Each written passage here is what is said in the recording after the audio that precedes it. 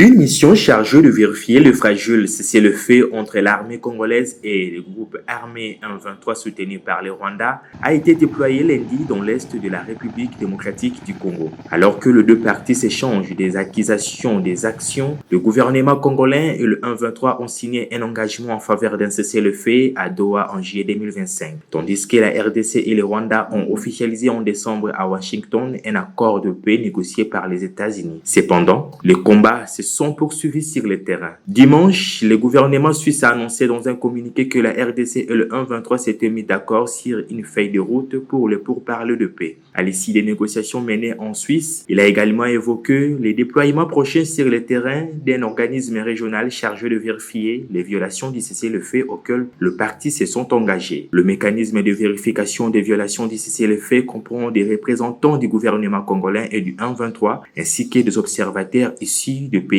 membres de la conférence internationale sur la région des Grands Lacs. Cette mission, la première du genre, a été déployée lundi par des hélicoptères de l'ONU à Minembwe, dans la province du Sud Kivu, qui a été le théâtre d'affrontements intenses ces derniers mois, selon des sources de l'ONU et du gouvernement. La mission se rendra également dans la ville lacustre d'Uvira, où le M23 s'est retiré en janvier dernier, ainsi que sur les territoires de Calais, où des combats ont été signalés ces dernières semaines, a déclaré à l'agence France Presse le gouverneur du Sud Kivu, Jean-Jacques Poroussi. Pour l'instant, ni les autorités de la RDC ni celles du M23 n'ont communiqué sur cette mission.